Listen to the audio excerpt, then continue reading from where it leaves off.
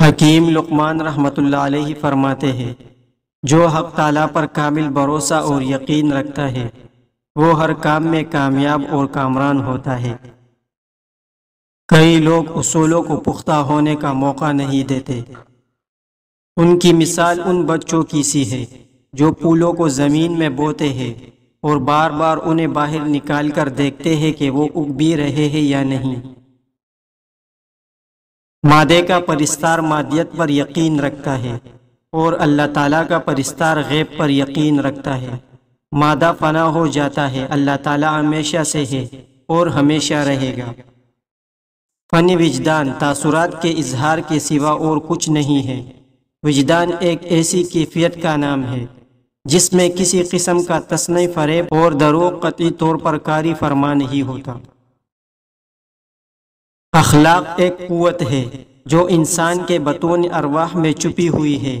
اگر عطر کی شیشی میں بند رکھا جائے تو وہ مشام جان کو معطر نہیں کر سکتا۔ تو تخت پر بیٹھ جائے، خواہ تو زمین پر سوئے، بالآخر ایک دن تجھے خاک میں مل جانا ہے، چاہے لاکھوں مرتبہ آب حیات پی لیا جائے۔ جو سادگی پسند ہو اور سادگی اختیار کرے وہ سکون میں رہتا ہے۔ طمع و لالچ کرنے والے کا پیٹ کبھی نہیں بھرتا، اس کا پیٹ صرف قبر کی مٹی ہی بھر سکتی ہے۔ اللہ کی رضا اور اس کے حکم کو حرف آخر جان لو کہ سب کچھ اللہ کی مرضی سے وقوع پذیر ہوتا ہے۔ نصیحت کرتے رہا کرو، بہت سے لوگ معاذ نصیحت سننے کی وجہ سے برائیوں سے بچ جاتے ہیں۔ نیک انسان وہ ہے جو اپنے دشمن کے بارے میں بھی غلط اور بری سوچ نہ سوچے۔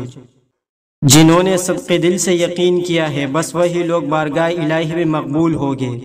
جنہوں نے کسی کو صحیح سمت میں لگا دیا انہیں پھر کسی بات کی فکر اور اندیشہ لاحق ہو سکتا ہے۔ وہ لوگ جو علم حاصل کرے مگر عمل نہ کرے ان کی مثال ڈول بجانے کی سی ہے۔ زندگی صرف دنیا داروں کے لیے نہیں بلکہ آخرت کے کاموں کے لیے ہے۔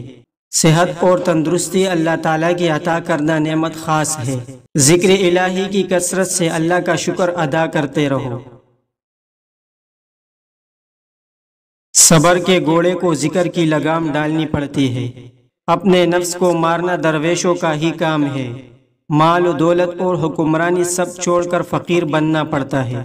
یہ کام انہی لوگوں کا ہے جو نیک والدین کی اولاد ہو۔ جذبے مضبوط ارادوں کو جنم دیتے ہیں، اور ارادے اچھے ہو اور مضبوط ہو تو عمل کی راہیں بھی صاف اور آسان ہو جاتی ہے۔ اگر ارادے کمزور ہو تو معمولی سا کام بھی پہاڑ جتنا بڑا اور مشکل نظر آتا ہے۔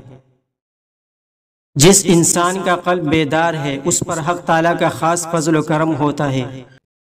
ہمسائے کی تکلیفوں سے درگزر کرو، بالآخر راحت و سکون نصیب ہو جائے گا۔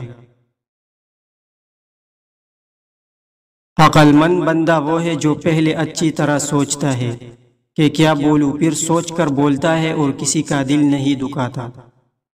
علم پھیلانے کی ہر لمحہ کوشش کرتے رہنا چاہیے۔ ولی اللہ جب سوتا ہے تو یاد رکھو اس کا دل بیدار رہتا ہے۔ اصلی آزادی نفس کی غلامی سے آزاد ہونا ہے۔ جو بندہ نفس کی غلامی سے آزاد نہیں وہ غلامی کی زندگی بسر کر رہا ہے۔ خوشی اطمینان قلب سے حاصل ہوتی ہے، اس لیے صرف وہی کام کرو جس سے اطمینان قلب ہو۔ ارادے کی پختگی عمل کو آسان کر دیتی ہے۔ ہر عمل کی حقیقت کی طرف متوجہ ہونا ضروری ہے تاکہ اس کا پھل پایا جا سکے۔ جاذبیت سیدھی نہیں بلکہ بلکاتی ہوئی لکیروں میں پائی جاتی ہے۔ فکر برتری ہی اکثریت کا اصل سرمایہ اور ضمانت ہوتی ہے۔ ایلو ویرا کو کاٹ کر اس میں ہلدی مکس کر کے جوڑوں پر لگائے، 100 سال کی عمر تک جوڑوں میں درد نہیں ہوگا۔ انسان جس قدر سستا ہوگا اشیاء اتنی ہی مہنگی ہوگی۔ انسان کو مہنگا کر دو، اشیاء از خود سستی ہو جائے گی۔ لفظ قانون کو لاکھ حسین لبادے پہناؤ اور پھولوں میں سجاؤ، لیکن قانون سے مراد صرف حاکم کی مرضی ہی رہے گی۔ کاش بتوں کی پجاریوں کو اس کا احساس ہوتا کہ معبود کا وجود میں لایا جانا معبود کے لیے کس قدر تکلیف دہ ہے۔ اس کا اندازہ اپنے محبوب کو پتھر کہہ کر کیا جا سکتا ہے۔